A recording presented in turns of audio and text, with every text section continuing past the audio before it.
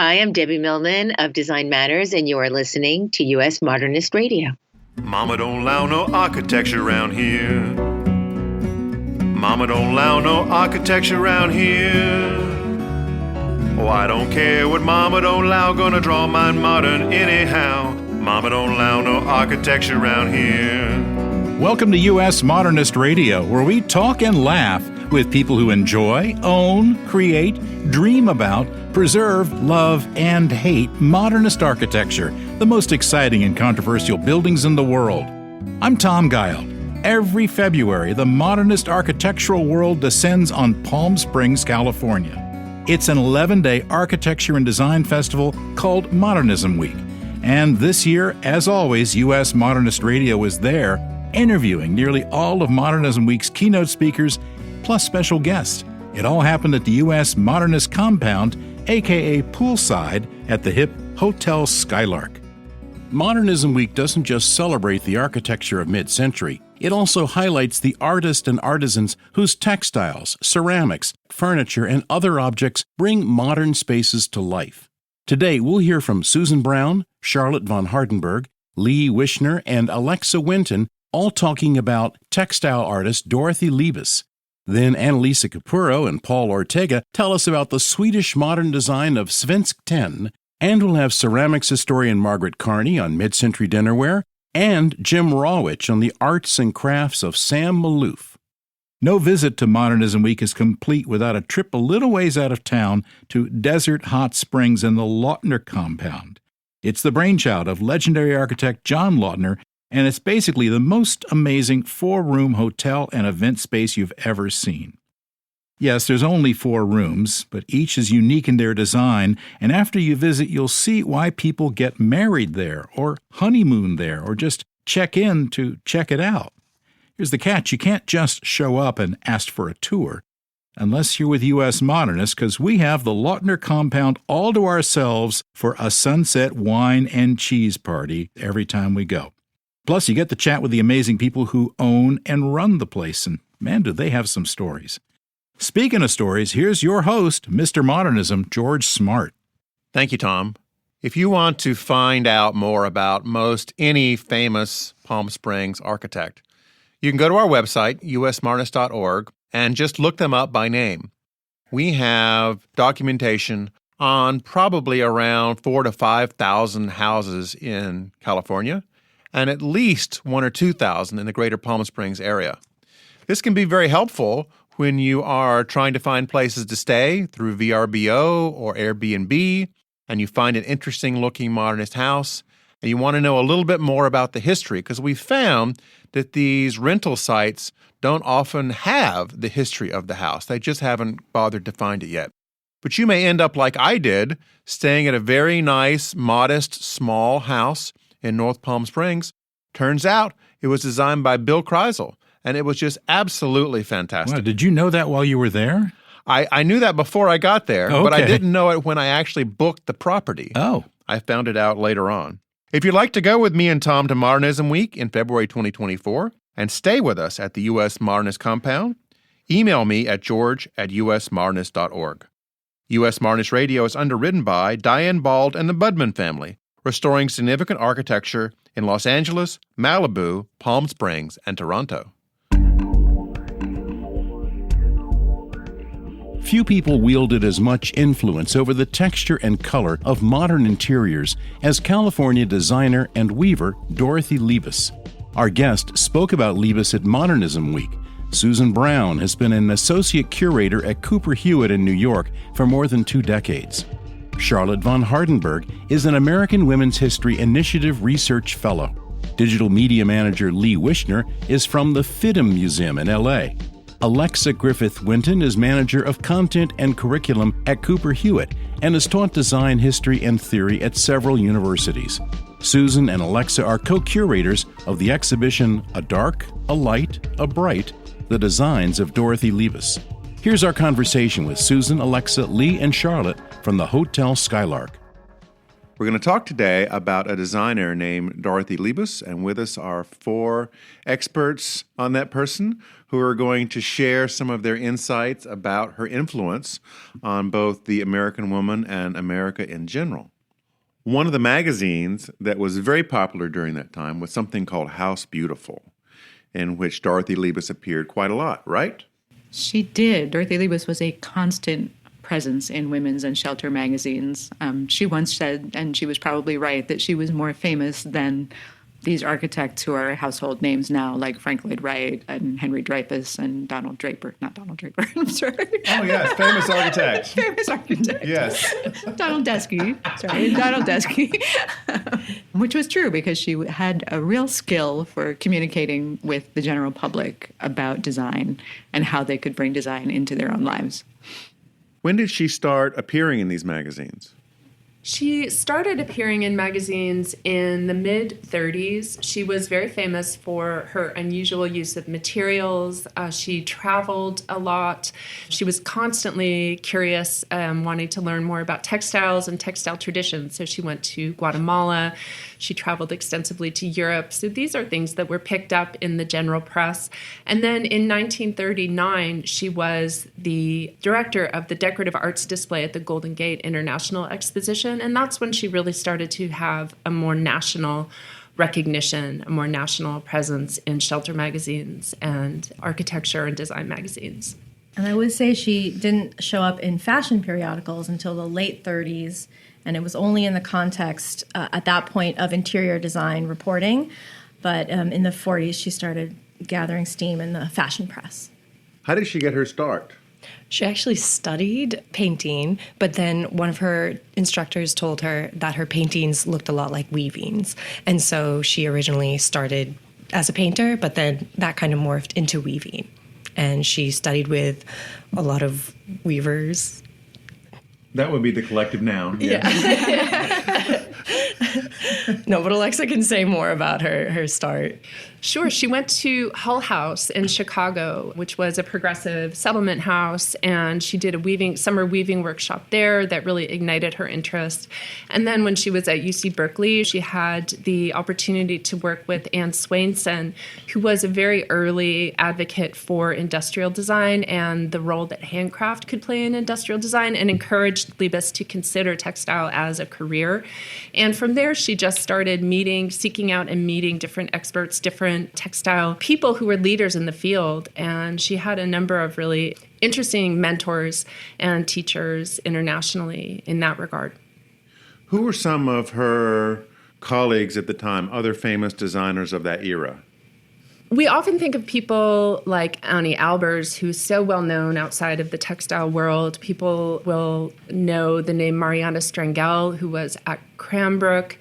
Those are the women that are most often invoked in discussions of mid-century textile design. And of course, they both had strong ties to the avant-garde design schools in Europe that were so important in the development of design education in the United States after the war.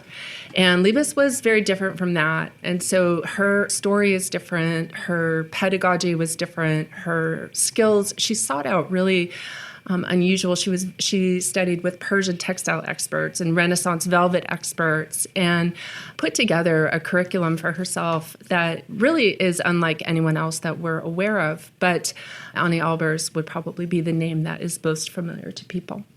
So was she a producer of fabrics, or was she a fashion designer, or both? She started off as a hand weaver, but very early on she knew that she wanted to work on a professional level.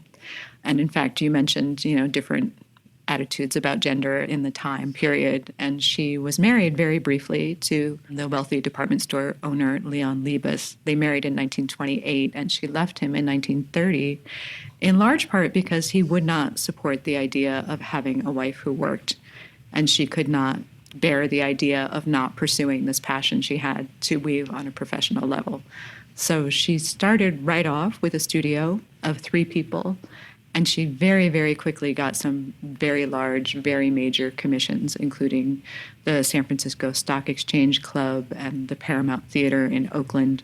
So her studio ramped up from 3 to 17 people almost overnight, and she had to take additional space in the building. She was renting studio space on Powell Street in San Francisco.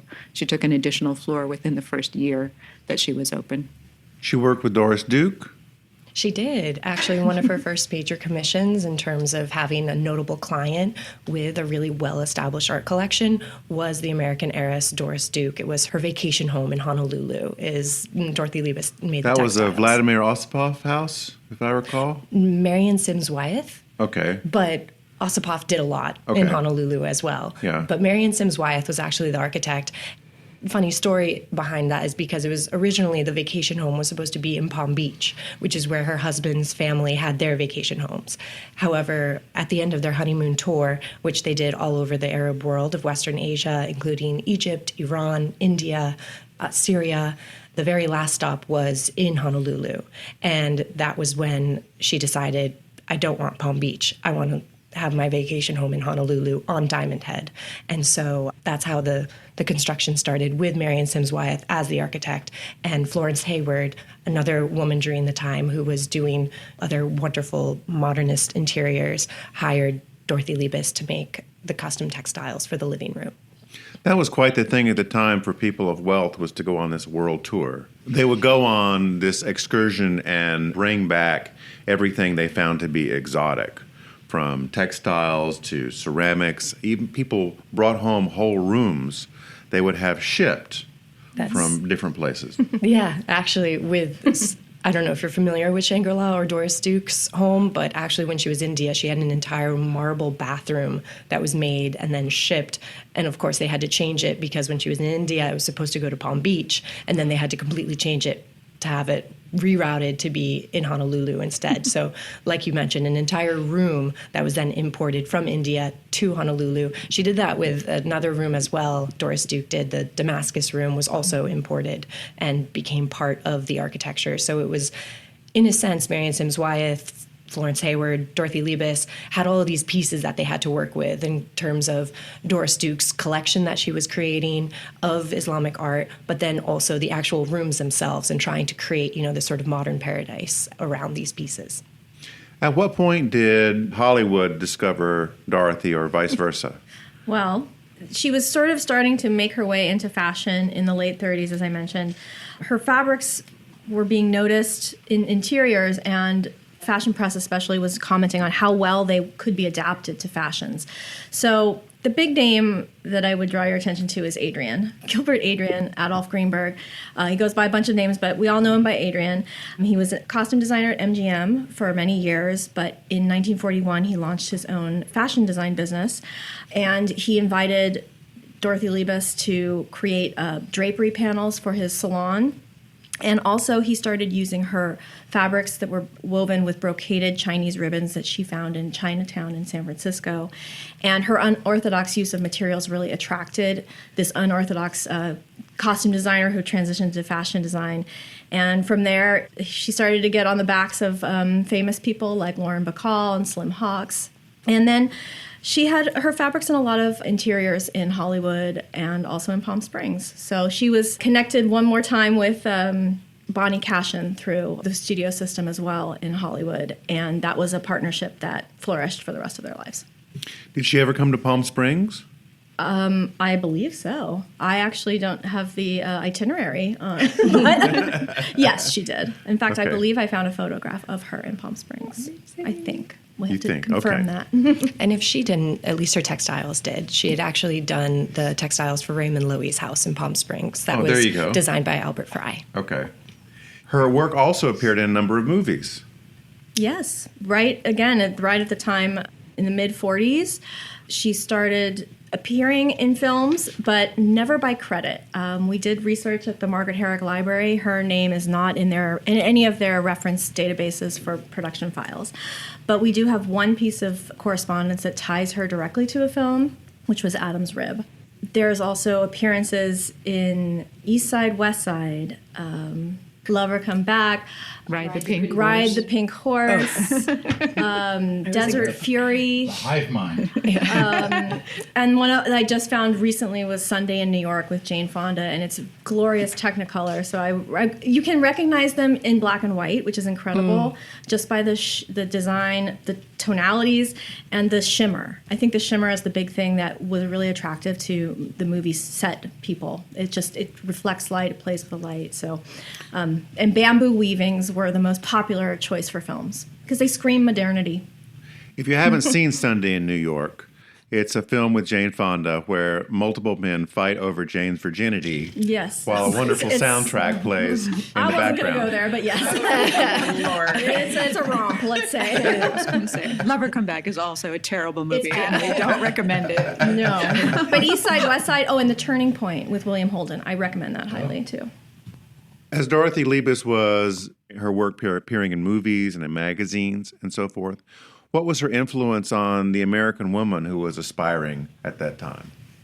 She was considered an expert on speaking to consumers and the general public about design and specifically about how to bring modern design into the home. And this is something that was really important for American consumers to understand, that you could bring things in piecemeal. You didn't have to have a soup to nuts modernist house. You could bring in some Dorothy Liebes or Liebes-inspired drapes, for example, or perhaps you have a large picture window that is really beautiful, but also you need to have some privacy. So you could have a Liebes or Liebes-inspired blind that would come into that. She also spoke often at large conferences that were specifically directed at women, bridal conferences, and other interior design conventions that were specifically directed at women. Women were such important consumers at that time. They were making a lot of the household purchasing decisions, and Liebes was extremely skilled at talking to them. She was also very committed to creating good design, quality modern design for consumers at every price point. That's something that she held to throughout her entire career. And in fact, she started working on powerloom textiles very early, preceding, for example, the good design exhibitions at MoMA. And one of her last major projects was for Sears. So this was a commitment that she held throughout her career that helped expose her to a far greater number of consumers than perhaps some of the textile designers who stayed working very tightly with architects. When I hear these stories about designers of that era, I wonder what it would have been like if they'd had Instagram. She would have ruled Instagram. Yeah. We actually got a comment that her textiles on the Cooper Hewitt's Instagram perform very well. And I think it's because they're so textural. I think there's something that people crave when they see something like her textile on a screen. And, you know, she used to say, like, it makes her sad when people don't touch her textiles. So I think there's something very tactile to her work itself that would lend itself to, like, a starring role on Instagram. I mean, she made these, she called them idea boards, but really it was like a precursor to a mood board sort of a thing. And so I think her Instagram would just have been a mood board for modernists. And she was very glamorous and photogenic herself. She had beautiful clothes and beautiful jewelry and was beautiful hair that was always done. Blonde. So there's hundreds of beautiful photographs of her as well. One of the people who worked in her studio described her as part Hollywood, part social butterfly, part design genius. So isn't that what you want in that role? Yeah, absolutely. It makes our research easy because when we do presentations, all photos of her are good photos. Yeah. That's true. Yeah. And she was very wise to make friends with very prominent fashion designers. And photographers. She wore amazing clothes, amazing jewelry. She was friends with Adrian, and she wore Adrian. She wore Bonnie Cashin a lot. And Lily Dachet, Millinery, Mr. John. She had great friends. Pauline Trigger, Claire McCardle. So and she traveled a lot. Before this kind of TV era, would you go up to her and say, like, who are you wearing? You'd try to find out what she had on? Oh, in that era? Yeah. The fashion press reported regularly on what people were wearing at all times. Okay. Everybody's always been interested in what people have been wearing. Susan, if people want to dive into Dorothy Liebes, they can in 2023. Where can they go do that? They can. We are working together, all of us, on an exhibition called A Dark, a Light, a Bright, The Designs of Dorothy Liebes, that will open on July 7th at Cooper Hewitt Smithsonian Design Museum in New York. And where is that in New York? It's at 2 East 91st Street. Okay. Like 1 block away from Guggenheim. Everyone knows Guggenheim, You're on but Museum Mile. You're On Museum Mile, Okay. yes. What form does this exhibition take? How are you approaching it? Oh, well, we have we started off with 2 galleries and we've expanded to fill the entire second floor of the museum. It's really a retrospective addressing all the different components of her career. The first section is called The Modern Interior and is about these incredible, luxurious, hand-woven custom fabrics that she made for very prominent architects.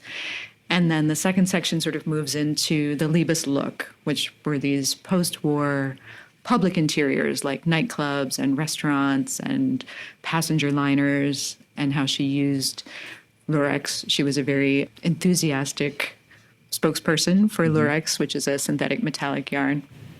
And then into a section that we call Better and Better, which is about her commitment to making quality design accessible at a wide variety of price points.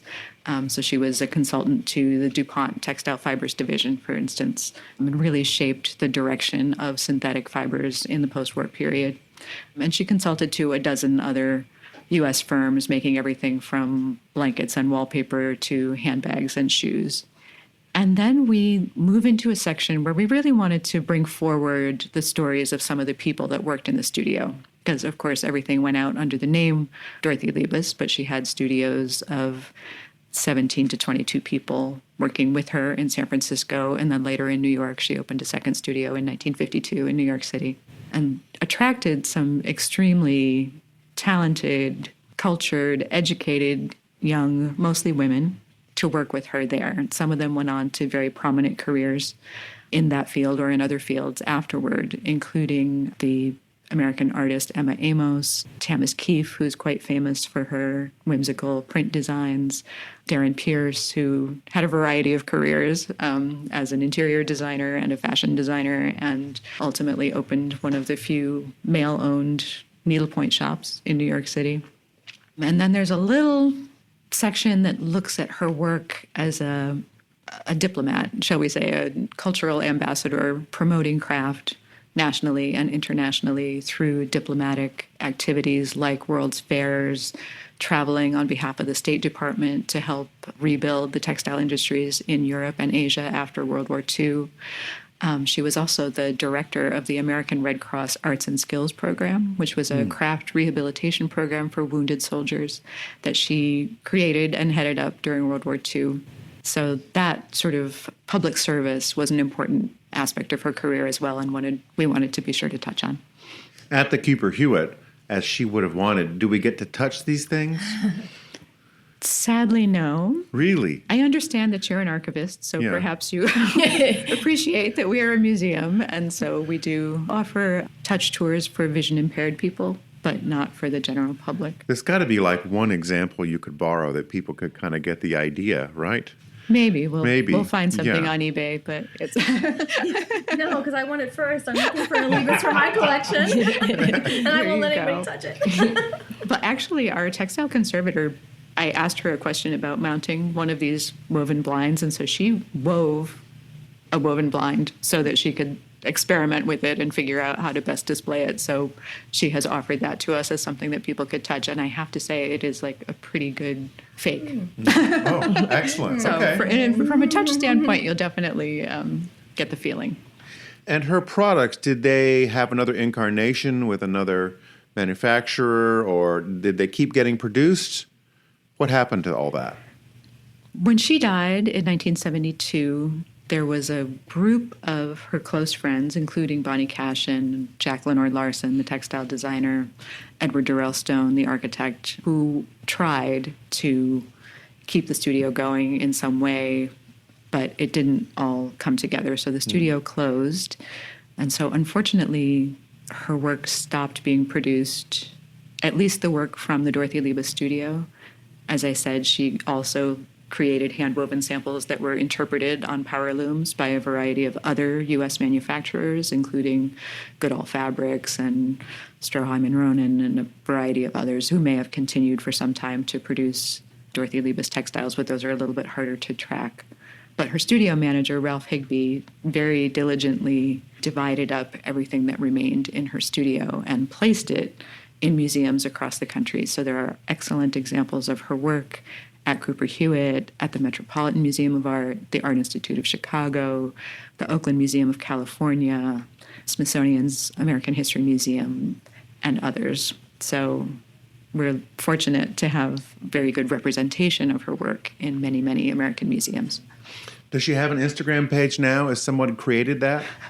Those two. Excellent. Well, we did create an Instagram account called Dorothy Liebes Studio because we really wanted to share the stories of Liebes's work. Her work is so interesting. Her story is so appealing. And yet most people have never heard of her, even if they're very interested and knowledgeable about mid-century design. And so we are using that account to share little stories about her textiles, about some of her studio people, about herself. And we're really excited that it seems to be kind of gaining traction, and we hope to continue to use it to communicate about her work and about the exhibition through the next year, and then we'll see what happens. And I have to say, if people are interested in Dorothy Liebes, the Dorothy Liebes papers at the Archives of American Art are fully digitized, close to 40,000 documents. And for anyone who's doing research on mid-century design, I highly recommend them because she was so connected to so many artists and architects, interior designers, fashion designers, and so on, that it feels to us anyway like all roads lead to Dorothy Liebes. Well, of course, you four would be the ones that direct people down the road, right? That's our wish. That's It's our our hope. wish. I think the thing that maybe it's just a takeaway for all of us is we're so surprised that she's not world famous. Just so surprised, and yet not surprised. But her name was everywhere. She was everywhere. I don't think she slept for 40 years, I think, maybe. She was constantly on the move, constantly coming up with new ideas, constantly helping other people with their projects, connecting people. She was an incredible connector, just really a genius with a heart. The exhibition closes when, Susan? The exhibition closes February 4th, 2024. Okay, so you have many months to go see it, folks. You too. And we also are creating a book to accompany the exhibition. So if you miss the exhibition, you can still buy the book. And there will also be a digital exhibition, which any sort of content that really comes from the physical exhibition, from the publication, will also live online. So, you don't have to worry about when the museum will be open. You can visit it online whenever you want. You don't have to pay anything, and you can get all of the amazing content about Dorothy Liebes and her studio online as well. Thank you all for joining us. It's been a pleasure. Thank you, George. Thank you very much. Thanks for having us. Thank you. That was George with Dorothy Liebes fans Susan Brown, Alexa Winton, Leigh Wishner, and Charlotte von Hardenburgh. Paul Ortega is a landscape designer and former staffer at Modernism Week. A graduate of Johns Hopkins, Go Blue Jays! Paul was a financial analyst in San Francisco before moving to Palm Springs, where he opened the Desert Garden Center, a boutique landscape design and consulting agency. He's traveled to Sweden many times to visit the home of Svenskt Tenn, a paragon of Swedish modern design. Our friend Annalisa Capurro, aka Ms. Modernism, is an interior designer, design educator, preservationist, and photographer dedicated to inspiring others to appreciate and preserve modernist architecture. She is the owner of the Sulman Award-winning Jack House in Sydney, Australia, and she worked with Svenskt Tenn at one time. Now she's living the dream in Palm Springs. We go poolside to my conversation on Svenskt Tenn with Annalisa Capurro and Paul Ortega. Paul, before we get started talking about architecture, you're involved with the Desert Water Agency, right? That's correct, yes. So I imagine that is the most important job in Palm Springs because they need water, right? They need to flush their toilets. And fill their pools. It is an important job. I don't know if it's the most important job, but it's comes with a lot of responsibility, yeah. So how does the area get its water? Well, we have a giant aquifer that we're sitting on top of that's been fed over, how many millions of years by snowmelt and rainfall. And that water is sitting very close to the surface, and we pump it up. part of our mission is we have to maintain the aquifer. In order to maintain the aquifer, we actually import water from outside the area that we percolate back into the basin. Otherwise, we wouldn't still be here. You would run out of water. We would run out of water, exactly. There are more people and demands for water than what nature actually provides at this point. So do you bring it in from Fiji? No. Okay. The state of California has what's called the State Water Project, and that's a series of dams and canals that bring water from Northern California to Southern California. And so you have the Colorado River too, right? We indirectly have access to the Colorado River. We're not one of the members that has first rights. Okay. But yes, we do get some Colorado River water as well. How is Palm Springs recently working to conserve water or recycle water? Well, we've been doing that for quite a while, and it's primarily led by the water agency, which is not important. Yeah, which is not part of the city per se, because we actually have our service area outside the city as well. But we have a very large turf replacement program, a rebate program that we've been doing for years. And recently, the city of Palm Springs has partnered with us on that. So we're offering quite large financial incentives for people to replace turf with plants that don't require so much water. So turf meaning the grassy lawns. The grassy lawns, right. and we also are supporting the golf courses by using recycled water.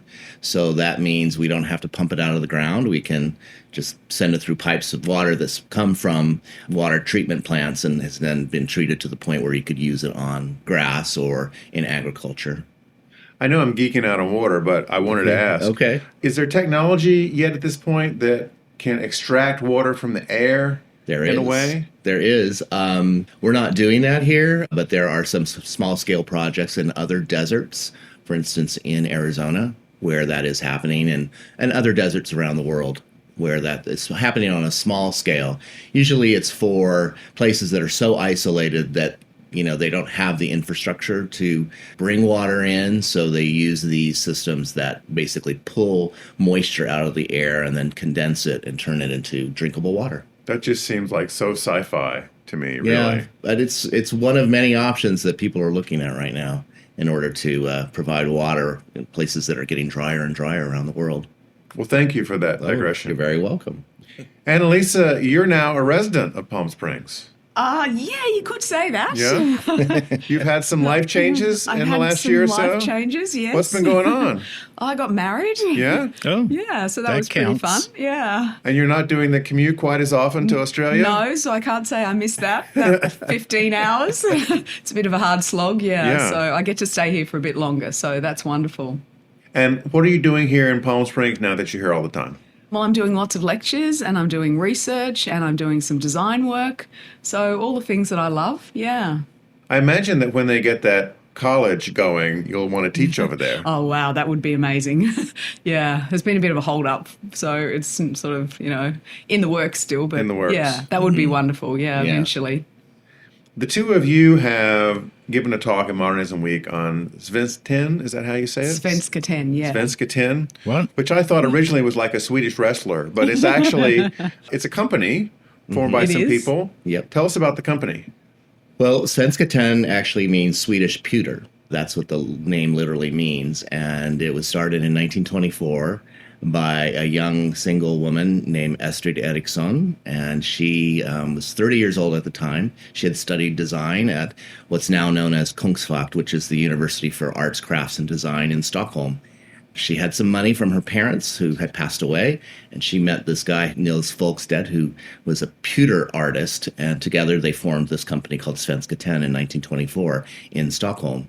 And it grew very quickly, quite popular, because pewter was a material that was becoming quite popular in Europe and in Sweden for decorative objects. And then they moved into where they are headquartered today 3 years later, which is the very fashionable neighborhood of Stockholm called Östermalm.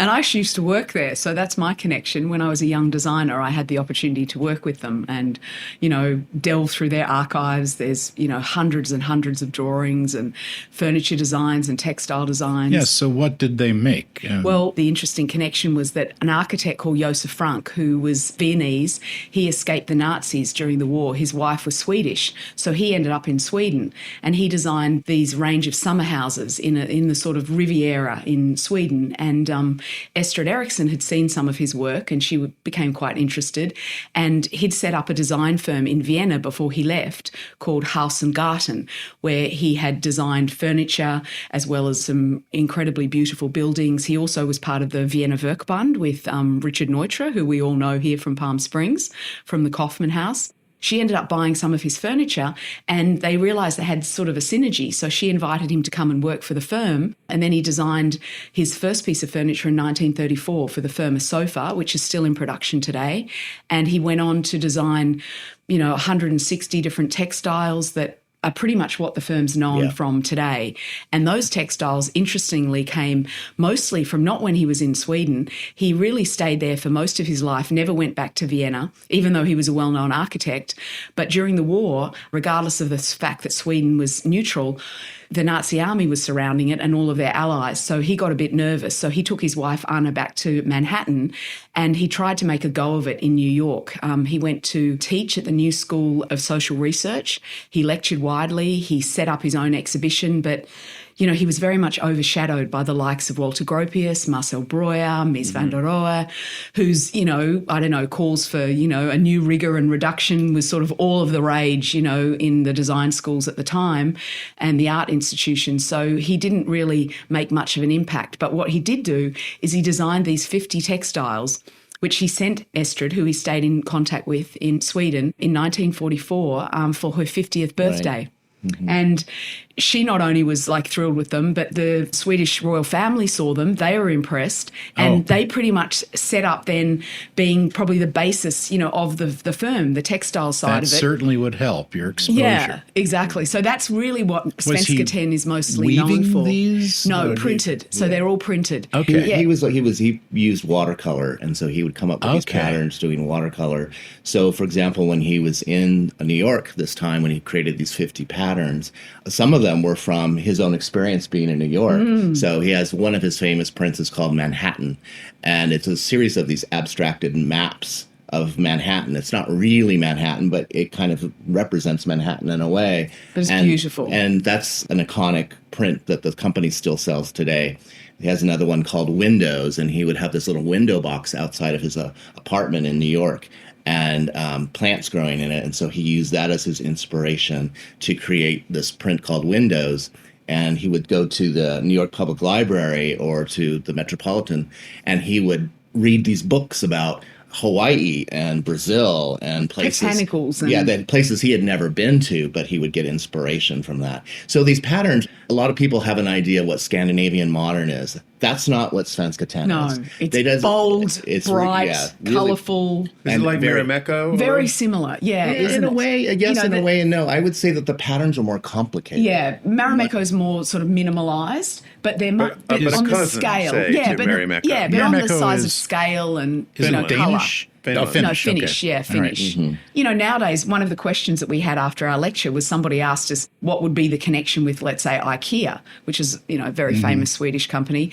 And, really the thing that Josef sort of brought to Estrid and to Svenskt Tenn was his belief on white walls, on light movable furniture, on brightly coloured patterns, contrasting designs. And when you look at IKEA today, their setups are really similar to what Svenskt Tenn sort of pioneered, of setting up these little vignettes of home design. But that's what they have. You look in there and their stores are white with these massively coloured bright prints. And the only sort of difference is that, Josef was very interested in hand craftsmanship. He was inspired by William Morris, the sort of spearhead of the arts and crafts movement in England, which was a reaction to the Industrial Revolution. So he was very interested in handcraftness and in details, whereas IKEA is obviously, flat packed, and it's a very different concept in that sense. But the sort of vision of, what people consider Swedish modern now, interestingly enough, really came from Svenskt Tenn. And sort of after, they made their international breakthrough in Paris at the World Exposition in 1937,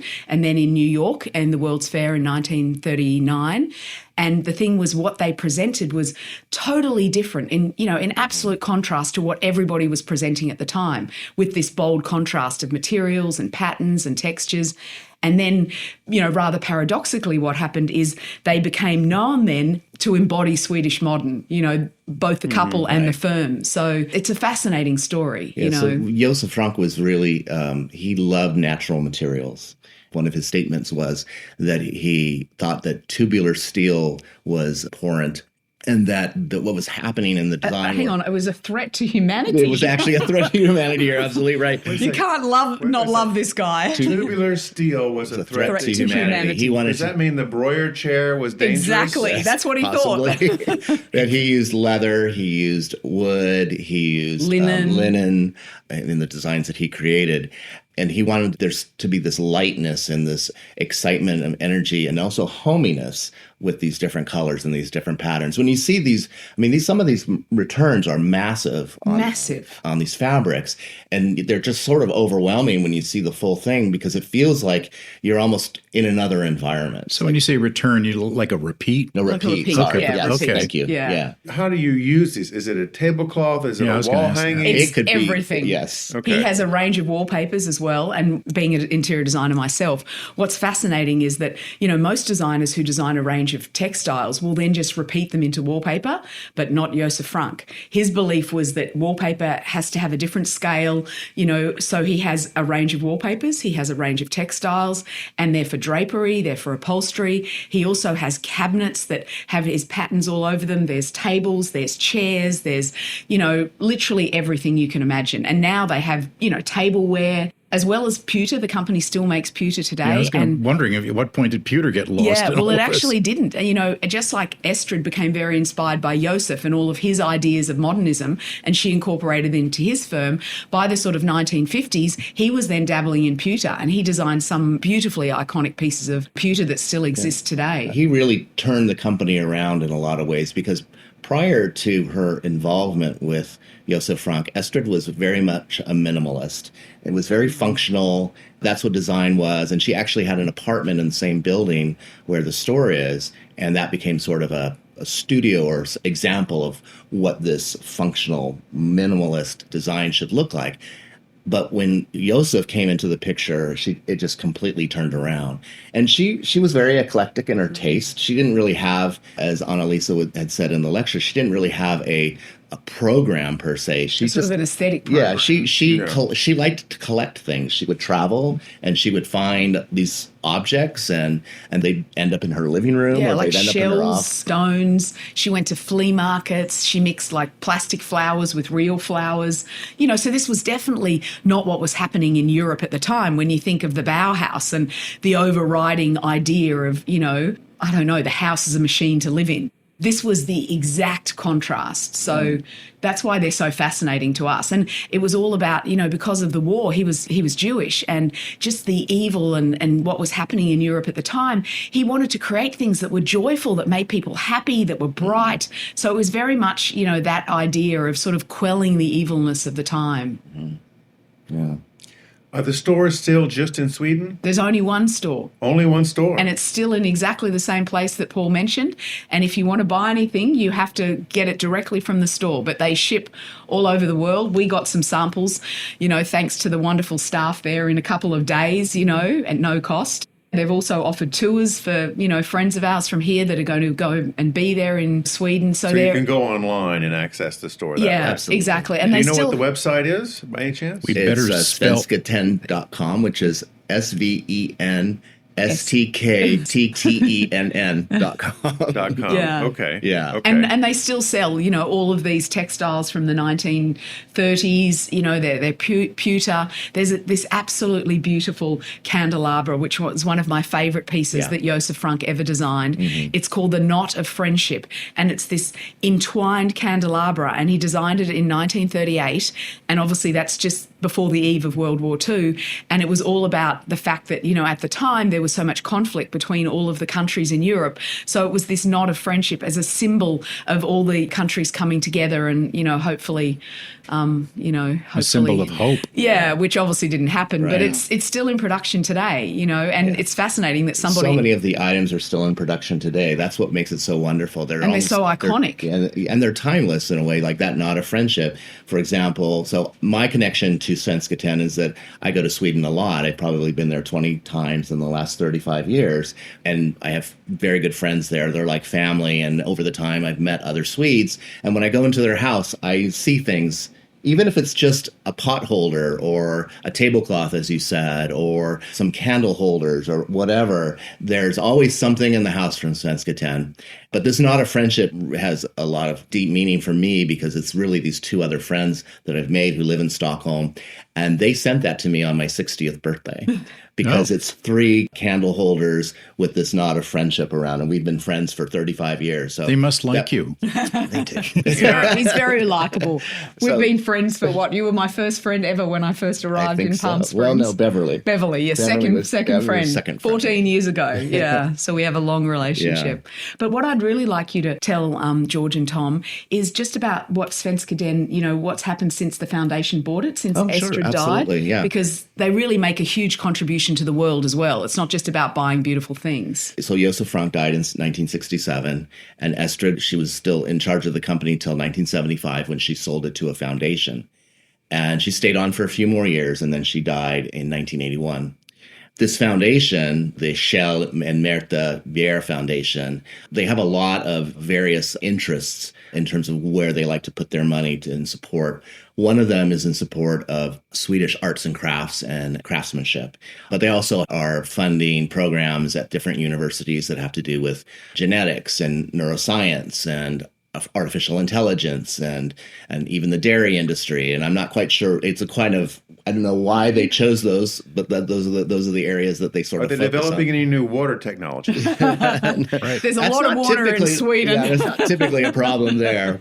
So they're putting money towards supporting arts and crafts. And it's multi-millions of dollars. Yes. And in 2019, it was $7 million that went toward these various causes that the family, that this husband and wife are behind. One of the interesting stories about them is that, and back in, was it in the 1950s? Yeah. Yeah. So it was the 1950s.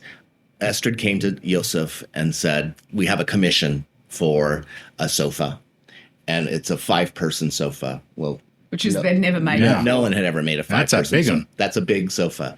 And so he designed this 5-person sofa. Called the long sofa. Which is still in production today. Or at the time, though, it was only available in 2 colors. Yeah, it was 2 colors. You could only get it in green or blue, but there were 14 versions of the green and the blue. So you could have every single cushion in a different color of green and blue. So different you could have shades all different shades, but you could have no other that's color. Cool. I know, which so is this fabulous. happened in the 1950s. 20 years later, Estrid sells the company to this foundation, and it was that same couple who had commissioned that sofa. So it's a lovely, full circle. Full circle, yeah. I can't wait to look it up. I know, it is beautiful. And we've had so much feedback, haven't we, since the talk of people that, are just bowled over because they had absolutely no idea. So, we feel very grateful to have the opportunity to bring Svenskt Tenn and Josef Frank and Erik Estridsson work to Palm Springs because a lot of Americans aren't really aware of, of the work, even though it's internationally famous. And one of the things that's fun about what they're doing today is they're collaborating with other designers now. They have this base that Estrid and Josef left, but now they're collaborating with other designers, very contemporary designers. Some are well-known and some maybe not so well-known. Yeah, very young, aren't they? Yeah, a lot of them are quite young, mostly from other parts of Europe. And some of them are jewelry designers they've collaborated with, interior designers, textile designers. It's fabulous. And they're just doing these amazing... It's sort of like a mentoring thing. Well, it sort of is, because that's how it started. Estrid collaborated with Niels first with the pewter and then with Josef Frank. And so they've sort of continued that on. And it just keeps them fresh. That's what's so wonderful about the firm, is they're really interested in just pushing design all the time. Next year, they celebrate 100 years. They'll have been around for 100 years. So maybe we'll be back with another talk. Maybe so. Paul, Annalisa, thank you so much for sharing this story. Thank you for having us again, George. It's always a pleasure. George and I were talking with Annalisa Capurro and Paul Ortega. Margaret Carney knows how to keep a lot of plates spinning. She taught world ceramic history at Alfred University. Go Saxons! Where she was founding director and curator of the Shine Joseph International Museum of Ceramic Art. She was the director of the Blair Museum of Lithophanes before becoming founding director of the International Museum of Dinnerware Design in Ann Arbor, Michigan. Like that name implies, it's a museum which celebrates and collects dinnerware from the golden age of dinnerware design, the mid-20th century. Here's George and myself dishing it out with ceramics expert Margaret Carney. Margaret, I understand that a set of dishware, dinnerware that your parents had has worked its way further into your life, into exhibitions. That's true. Tell me about that. Well, it's one of the things that I grew up with. It was a set of dinnerware that was made kind of straddling Art Deco into mid-century modern. Cavett Shaw made the dishes, and my parents were married in 1939, so I always thought the dishes were kind of Art Deco. But I realized from experts like Mike Pratt, who wrote all the books on mid-century dinnerware, that it was really a set that straddled everything. And they're really beautiful because some of the sets of the same dinnerware have things on them like strawberries or something. But these are plain kind of creamy, and then they have my dad's initials on them. So they're monogrammed. So they were made especially for my family. And unfortunately for me, there's a junior in my family. So my brother inherited the dishes because they have his initials on them. And so when I set the museum up 10 years ago, I kind of began bugging him about donating a place setting to the museum. And then I borrowed the teapot and everything from him in order to document them. And they were in American Craft magazine. They did a curator's corner where I talked about the dishes. And so they're kind of out there in the public now. So your brother capitulated? Yes. Yes. Good for him. And he's older than I am, so he can will them to the museum. There you go. When I think of dishware 100 years ago, I think about people talking about their silver sets and their china and very formal kinds of things that they would set up for family and company. And then at some point along the way, and you'll share with us when this was, it shifted to something in the American households that was much more informal and fun. When did that happen? Well, I think if we kind of look at one of the major dinnerware designers, who is Russell Wright, and he designed the leading dinnerware from 1939 to 59 American Modern, which was everybody's wedding china from that year to that year, 39 to 59. He brought in all the color choices for people. So it used to be you had, your kind of what I think of as grandma's dishes had little flowers on them. Maybe they came from England or Germany or someplace. But Russell Wright came up with these monochrome colors. Well, they had little flecks in them, so they weren't like pure or something or other. But he named them wonderful things like coral and granite and sea foam and lovely things like that. And then you were supposed to mix them. It wasn't that you were supposed to eat off all chartreuse dishes, but you mix your chartreuse with your chutney color. And so that was a time that they were still eating formally, but they were eating less formally. And those dishes chipped a lot, but that's the number one thing that people that stopped by our exhibition at the convention center, they collected Russell Wright. And so Russell Wright, I'm bringing him up because it was during his time of designing into the 60s that people stopped eating formally. And so in I think it was 68, he did a set called Theme Formal and Theme Informal, completely different sets. Neither one sold well, so there weren't very many of them made. So now they're very collectible because they're rare. But you can kind of tell from dinnerware when people stopped doing that. But he was also the person that wrote books about, I'm going to get the name wrong, but about easy living. And it has to do with people having picnics and eating buffet style. He designed all kinds of things for that. And so a lot of the mid-century designers, Eva Zeisel and Glidden Parker, Victor Schreckengoss, people that are well-known names, Ben Seibel, besides Russell Wright, those major designers designed sets that were meant to be used kind of informally, even though they're just beautiful and food looks wonderful on them in all different colors and patterns. So was this earthenware, china? What was the... For the most part, we're talking about earthenware. Okay. Rather low fire, chips easily, really heavy. Yeah. All of that. But people like Eva Zeisel, she got a commission in the 1940s, the late 1940s, from the Museum of Modern Art, and that really made her name. And that was a much more formal looking, it's called Museum White. and beautiful, elegant. And it's probably my favorite set of dinnerware. All food looks good on white, so you just never go wrong there. But it's something that lots of people use. Besides being in our collection, we eat off a set that was the same shape was designed by her, but it has a different pattern on it. And that was another marketing thing that came up during the mid-century modern time, was that like Eva Zeisel designed for Hall China, Tomorrow's Classic, and Century in the 1950s. Those were huge sellers. One of the reasons they were huge, she designed the shapes, which were all in white, and then they hired all kinds of people to do patterns, and they didn't cost too much, but they were a china as opposed to they were earthenware, but really kind of china.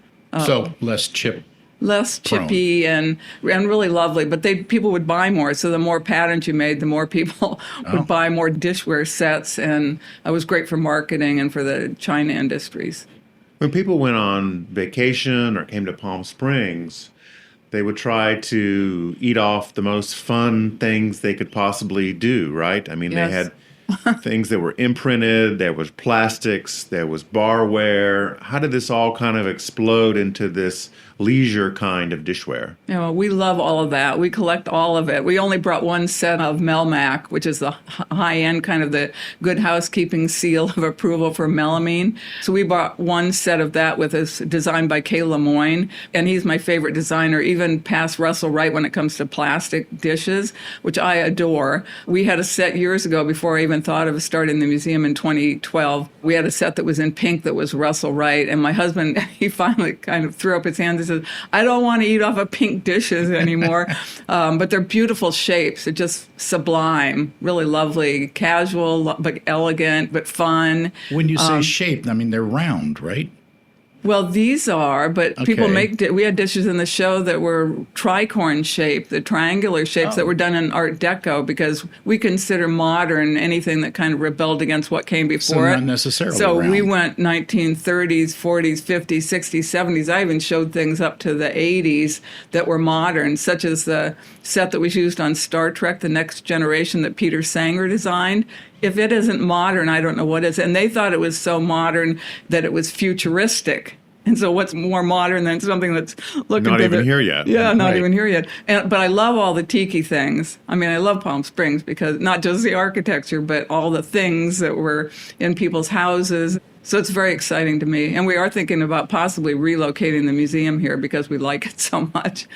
Where's the museum now? We're in Ann Arbor, Michigan. Okay. And we love Ann Arbor, Michigan. It's fantastic. But we haven't yet gotten our own building. And so we have 9,000 things, and we could move those 9,000 things easier than having a building and having to unload a building and then get another building. So we consider ourselves semi-mobile. Oh, great. Right. And Not I your guess if you- streamline mobile, but Right, but I guess if you're going to move across town, it's about the same involved. you as still got to moving. pack it all up. Yep. Right, right.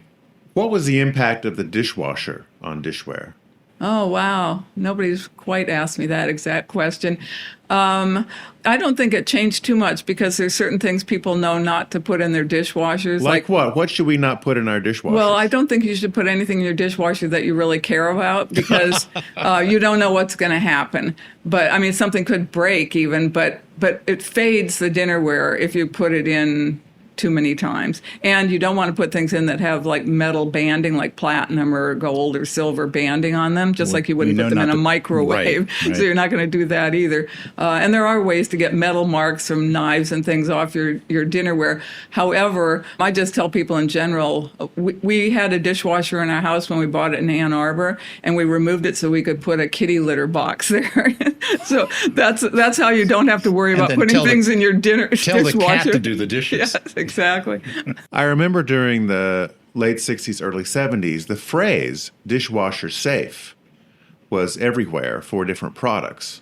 So I was wondering how the designers and manufacturers were responding to this new technology of having a machine that would take care of everything for you. Well, I think that was just a great promotional thing for them. They also said, especially on the Melmac dishes, that they had like a lifetime guarantee, or it was more than a year guarantee. So that was your Good Housekeeping seal of approval, kind of. But I think they didn't worry about that because I don't think they were thinking that people, a zillion years later, 50, 60 years later, were going to still be collecting their dishes and using them. And as we know, like dishwashers also make things brittle. So if you have glassware and china, I think it actually makes, my husband's a ceramic engineer, and he would tell you that same kind of repetitive heat would make your dishes brittle and more subject to breaking. I want my wife, Patricia, not to listen to this because she doesn't put anything in the dishwasher and washes a lot of stuff by hand. That's perfect. Well, you don't have to worry. You don't have to ask the question about it then because so Maytag, I hope you're not listening to this show. So then some manufacturers would say it's dishwasher safe, and that's fine. After 5 years, if it doesn't look any good, go out and buy some more. Probably. Yeah. Well, they're in for marketing. Mm-hmm. They don't care. Right. And it is dishwasher safe. Nothing's going to happen, know. Nothing's going to blow up. You're not going to notice it until you've done it, 50 times or 100 times. You mentioned that there's a community of people that is collecting this kind of dishware, and I assume trading it, buying it, selling it, things like that? Hoarding it. Yes. I think hoarding it is the optimal word. Like your brother?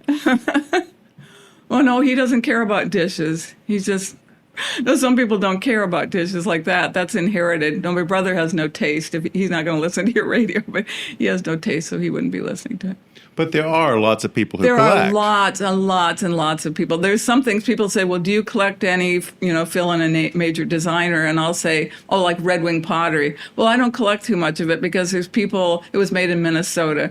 And there's people that are rabid. And whatever those people collect, they have a passion for it. And I figure someday, maybe I'll be dead, but they'll donate it to my museum. So why should I kill myself when I don't have that much money buying that particular dinnerware? I don't buy too much Russell Wright because there are so many collectors out there that have just breathtaking collections, and they can't all go to Manitoba where Russell Wright's studio was. They can't all go there, so there isn't room for them. So we'll get some wonderful things. So we have hundreds of pieces. I'm just saying I don't spend every cent. I try to only purchase things that I know I'm not going to see again or are rare, like a teapot that goes with the theme informal or formal that I mentioned that Russell Wright designed. Mm-hmm. But the collectors, they're our big support system. We do everything because of memberships to our museum, and it's that kind of love that goes around. And it's a passion. Everyone shares the passion. People always say, well, why did you ever set up or have the idea of a dinnerware museum? And I'd been a museum person for decades, and when I ran the museum, or I founded the museum at New York State College of Ceramics at Alfred University, a ceramics museum, the last two big shows we did before I left there, one was about Glidden pottery, which was made in Alfred, New York, that won good design awards from the Museum of Modern Art, and also an Eva Zeisel show. And Eva came in, she was over 90 at the time, and she came into Alfred, which has one stoplight, nothing there but the College of Ceramics. And the enthusiasm from the collectors and everyone was so wonderful that I thought we need a museum, because you go to the Met, there's a little niche someplace in the museum or the Cooper Hewitt, and you see beautiful displays, but it isn't celebrating dining per se, and that's what we do, every aspect of it. And we love kitsch. So we have a ton of kitsch in the museum.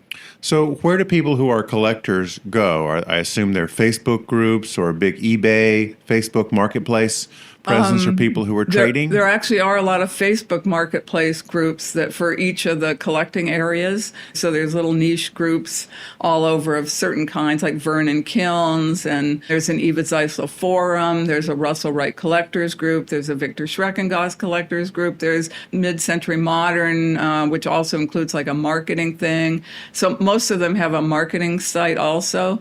You get everybody's enthusiasm and everybody hearting everything, And sharing information, that's the biggest thing. Like the Restaurantware Collectors Group, they have a wiki, I can't think what they call it, but a wiki ID place where you can go and you can find out what you're looking at, the back stamps on the restaurantware and the top marks, because restaurantware and hotelware had top marks, or trainware. And we collect a lot of all that too. So I feel like we're facilitating bringing all of these genres together and offering exhibits to the public, either virtually if they can't make it to Ann Arbor, or we do pop-up shows now since we don't have our own building. Kind of like we popped up here with the Dining on Modernism show. Okay. So very specific to this group. But that era from the 30s, 40s, 50s, 60s, 70s, that's the good design golden era of dining in this country, including work from the Netherlands and everywhere else. So. Publications on cooking and food and so forth at some point really picked up on these new casual designs and were curating the dishware with the food, right? Exactly. When did that start going? Well, that's a great question because I found cookbooks are the most interesting. If they're of an era, then they're going to show you usually something, whether it's plastic or china or glass of that era. But frequently, magazine ads and some of the other things tend to show kind of, I'll say, weird dinnerware with contemporary things. I showed some in the talk I gave here about dining on modernism because some of the food that was considered like modernism time had things to do with jellied things. You'd have jellied anything, Jello-ish, but it had chicken. Aspic, some kind of that's aspic too thing? nice of a word because this has frankfurters and macaroni and cheese in it and olives, but with some kind of meat thing. Spam. And you can see all of it in there like it's a Floating time around. capsule. But it's not floating anymore. No. It's encased in it like formaldehyde or something. But they put my point was when I showed it, the dishes they were sitting on should have been something fun. But they weren't. They were some old-fashioned kinds of dishes that I don't know if Grandma would even use them, but kind of old-fashioned things. So I think getting the fun food onto fun plates, I think more of people that tried to make their own TV dinners because I showed some of that. And I love TV dinners. We collect TV dinner trays and the boxes and Well, that was getting right to my boxes. next question. We collect all of that stuff. But people that were apparently cheapskates in the 60s, they made their own TV dinners. And so you saw a plate that did look of the era. It might be, a chartreuse green or an orange or some other brighter color. They would make bad mashed potatoes and they put it in a segmented ham. plate. oh, Right. So- like a cafeteria plate, And really. I guess so. The one picture I showed had a little TV that was either late 60s, but one of those little bitty ones with an antenna on the top of it. Very Jetson-like stuff, but I said, go buy one. I couldn't wait till my parents went out to eat in the 60s so we could get out the TV dinners. I could not wait.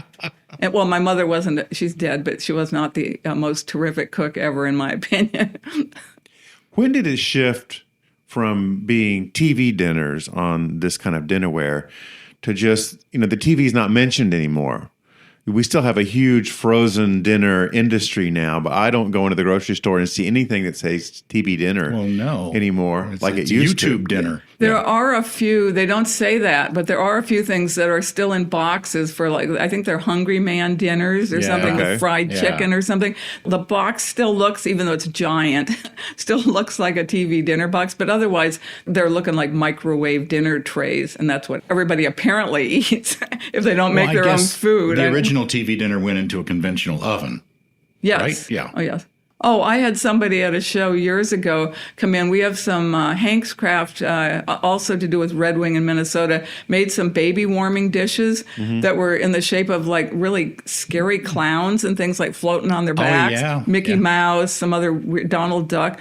And they're really heavy duty. They're almost like sanitary ware, toilet tank material or something, but they're kind of creepy, and they have a stopper in them where you put the hot water, which would have kept the baby's food warm. I've had a number of people who aren't as old as I am come into our exhibits and say, what do you need that for? You just put it in the microwave. Right. And we're like, time out here, We had something called Big Mouth Singers when my kids were little, and it was basically that, a plastic compartmented tray. Oh, well, this predates that. One of them you put warm water into. Exactly. And it would keep baby's That's what food these warm. are. The other thing that amazed me, and I think one of the reasons we have the Dinnerware Museum is that, and I should give a plug that we're at dinnerwaremuseum.org, people can look up something that they're nostalgic about. Lots of times I'll see something and say, oh, I remember that. Well, once I had an intern from the University of Michigan, and that person was cataloging some lunch boxes for me. One of the lunch boxes was Roy Rogers and Dale Evans. I don't know if you're old enough for this, but anyway, I know who they were. I grew up with it. And I said, do you know who that is? And she's just measuring it and writing down what it says on the lunchbox. And no. And so she Googled it. The first thing she came up with was there was like a Roy Rogers restaurant chain. Oh, right. Oh, yeah. And so she could find that. I think it took her a lot of Googling to come up with the fact that Roy Rogers was a famous cowboy and movie star. Yeah. Right. Anyway, so that's why we're preserving memories even when people aren't going to remember those things anymore. The website is dinnerwaremuseum.org. Thanks for coming in, Margaret. Thank you so much. We were chatting with dinnerware expert Margaret Carney. Jim Rawitch first encountered the furniture of Sam Maloof as a teenager growing up in Whittier, California. He consulted for the Getty Trust and was Assistant Vice President of Advancement at USC. Go Trojans! Before becoming the director of the Sam and Alfreda Maloof Foundation in Rancho Cucamonga, California.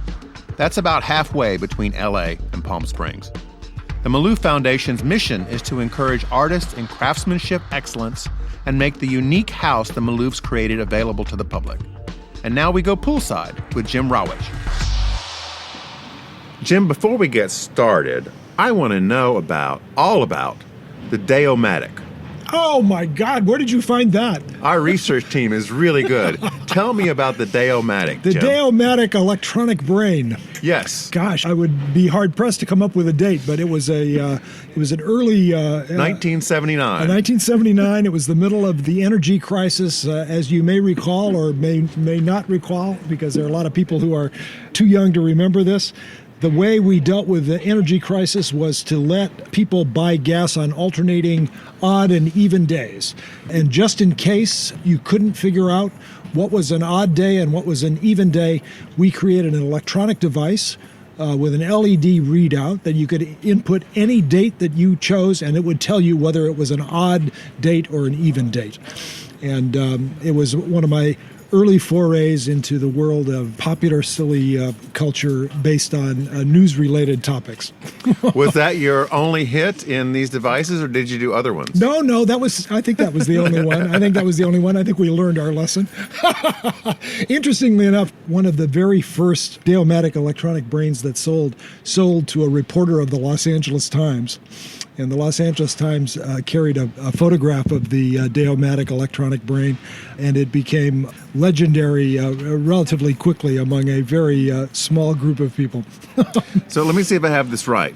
So if it was like the 21st of February, and I didn't realize that this was an odd day, I could consult the Day-O-Matic, and it would confirm that indeed this was an odd day. That is essentially the calculation that the device created. That is quite a service you have provided to humanity. You have to understand that this was years before everybody carried a computer around in their pocket. Right. And so it was kind of a wonderful thing to have an LED readout that could actually tell you whether it was odd or even. You are executive director of the Sam and Alfreda Maloof Foundation for Arts and Crafts in Rancho Cucamonga. That foundation is based on a lot of the Maloof's work in woodworking, particularly, which showed up not only in arts and crafts houses, but also in many modern houses. Tell us a little bit about the woodworking work first. Well, let's see. Sam and Alfreda Maloof founded a woodworking business about 1949, and in relatively short order, their work making wooden furniture was discovered by the noted mid-20th century industrial designer Henry Dreyfuss. And Henry Dreyfuss at the time was famous for having designed, locomotives and telephones and the Honeywell round thermostat. He had quite a reputation as a designer of industrial products of the mid-20th century, and had recently moved his office to Pasadena to open a studio in Pasadena. And when he arrived in Pasadena, folks said, well, you really need to go talk to Sam Maloof. This would have been in 51, 52, something like that. And as the great industrial designer was furnishing his home and studio, he commissioned Sam Maloof to make furniture for both the home and the studio. And as a result of that commission, Sam was instantly on everybody's radar. Everybody who was designing a new industrial product who passed through Henry Dreyfuss's West Coast studio sat in a Maloof chair around a table with Maloof furniture in the gathering room. And Sam, quickly became known as Henry Dreyfuss's chosen. And what year was woodworker. this? Well, it would have been the early 50s. That would have been 51, 52. Okay. Sam started the business in 48, 49, and had some lucky breaks. And that lucky break of being noted by Henry Dreyfuss was an important moment, I think, because it suddenly associated Sam Maloof with a designer who was older and more established and with quite a reputation for, visionary industrial design of the period. I think you asked a question about how did the wooden furniture come to find a way into case study homes and so forth. And the mid-century architecture of the period was about experimentation in lots of ways, experimenting with new materials, glass and steel and concrete in the use of residential design was unusual and kind of marked the mid-century era. A lot of people who were building these homes found those homes to be, frankly, a little bit cold and not as warm and cozy as they were accustomed to from their more traditional architectural forms. And I think Sam Maloof's furniture fit very nicely into that. The line and the joinery and the surfaces of Maloof furniture were sculpted and sensual and certainly nothing like traditional furniture, but because they were made of familiar furniture-making material, namely wood, sculpted in a way that gave a modern look and feel to a traditional material. I think folks who lived in homes made of industrial materials felt as though the wood added a kind of warmth and character and familiarity and feel and so forth that made them quite popular in relation to those environments. Was Sam's furniture something today that you can just buy on eBay, or did a manufacturer pick it up? Like, did Knoll pick up his work as a line? Well, it's an interesting story, and it connects to other mid-century designers and so forth. Henry Dreyfuss winds up being a source of inspiration and a mentor to Sam Maloof. And at the time, Sam is taking commissions for custom furniture in the early 50s.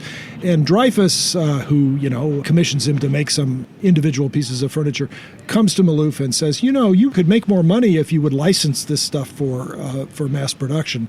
And Maloof is kind of initially a bit wary of that suggestion. And Dreyfuss urges him on and suggests that he find out more about how to license it. And the role that Henry plays in this direction is really great, because Henry essentially connects Sam to a group of about 10 or so designers, furniture designers and makers in Southern California at the time, all of whom are, working different angles on new modernist line and form and materials and so forth. And each of these 10 or so designers sends a letter at Henry's request. They send a letter to Sam saying, this is how you do it. This is how licensing works. This is how you make money. This is how much money you make. And among those letters, one of the most prized letters that we have in the Maloof collection is a letter from Charles Eames, in which he essentially shares the secrets of the industrializing of the studio craft movement. And Sam takes the advice with caution. I think by the time he gets 10 letters from 10 designers and finds out the amount of money that you make from a license versus the amount of money you make from a chair, Sam is of the opinion that I'm not a designer licensor, I'm a woodworker, and takes great pride in that. And there is even some documentation around the Asilomar Craft Conference in 1957 where Sam and Charles Eames have a bit of an interaction around that, where Sam announces to the crowd that he will never license his product, that studio craft is, one-of-a-kind stuff made for customers and clients, and essentially positions himself on the spectrum in the direction of art-making studio furniture as opposed to mass-produced furniture. And Sam often told stories of having been approached by companies who wanted to license his designs for mass production. The fact of the matter is, I think, that the furniture is not particularly conducive to mass production because it's labor-intensive. The sculpting and joinery and handwork is not something that because he's working in wood and not working in, fiberglass or metal that can be stamped in a factory or anything like that. I think that, it may have been the right choice given the design and the materials. It was certainly the right choice in terms of Sam's temperament and vision of himself as a woodworker. I think he took pride in being a woodworker and being a craft maker and didn't really aspire to be a licensed designer. Others, like Eames or Nakashima or others, were more successful at licensing their products than Sam was. Well, did he do it eventually or not? Well, no. He didn't. He had some, his works were sold in the context of some licensed products in showrooms alongside licensed products, but they were mostly individual works of art.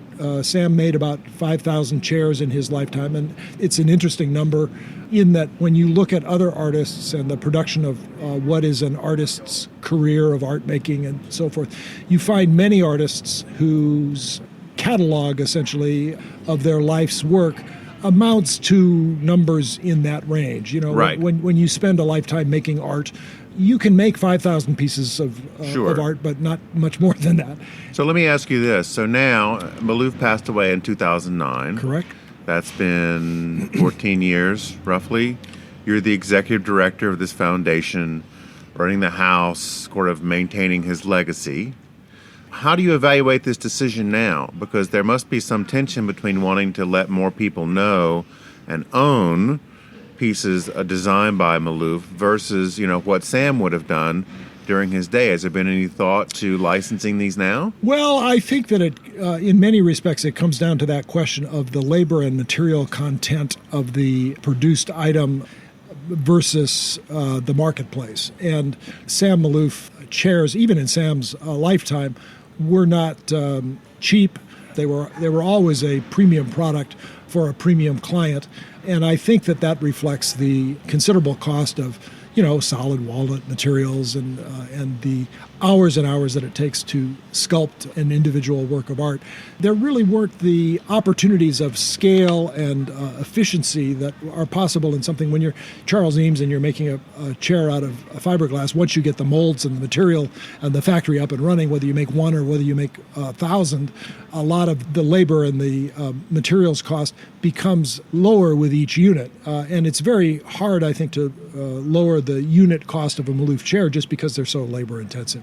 I would think some of the higher end houses, the Italian houses and things like that specialize in very expensive, very finely crafted work would be able to take that on. Well, the Sam Maloof Woodworker Studio continues to this day, in fact, and occupies the original Maloof workshop on the Maloof Foundation's property, where chairs continue to be... so you can buy them new now, still? You can buy them new, yeah. You can, and they are essentially licensed designs, and the Sam Maloof Woodworker Company holds the exclusive license to produce them, but they are produced, for the most part, in small quantities for, on... Okay, so you're doing it yourself, basically. Well, the foundation survives in order to carry forward the Maloof legacy. The furniture making is done by Mike Johnson, who owns the Sam Maloof Woodworker Company and continues to produce the Maloof designs under license. Right.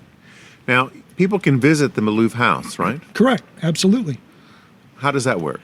We are open to the public, and part of the Historic Artists Homes and Studios program established by the National Trust. We're really part of a network of historic artists' homes nationwide. There are only a small number of them west of the Mississippi River, only about 3 or maybe 4 in California. The Maloof Foundation is one of them. And one of the important aspects of that consortium is that all of the houses are open for public tours. Currently, we're open Fridays and Saturdays and docent-led tours through the house. We also have a gallery where we do exhibitions and Discovery Garden to connect the Southern California landscape to the Modernist story and the Maloof story. And come and see us, come and see us in Rancho Cucamonga. How do people do that? Do they need to make a reservation online? Go online to malooffoundation.org and reserve your seats for reservations.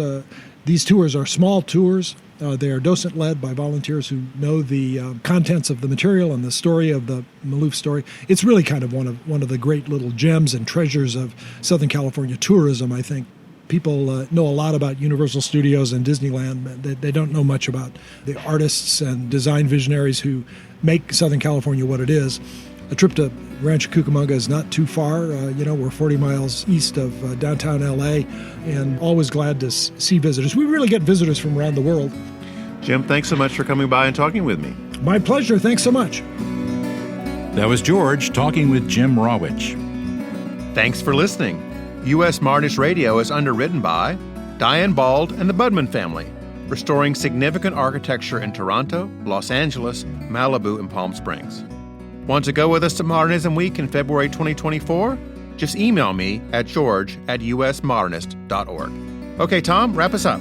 Visit usmodernist.org's massive archives to listen to our past shows, discover documentation of 20,000 significant modernist houses, and access 4.1 million pages of classic 20th century architecture magazines. U.S. Modernist Radio is produced by Soundtracks Recording Studios in Raleigh, North Carolina. Our theme song was performed by George Smart and Robinson Earl. Kelly Policelli researched over 40 guests for our Modernism Week interviews. U.S. Modernist Radio is a production of Modernist Archive Incorporated, a nonprofit educational archive for the documentation, preservation, and promotion of modernist residential design. I'm Tom Guild. George and I'll be back in 2 weeks with another Palm Springs edition of U.S. Modernist Radio.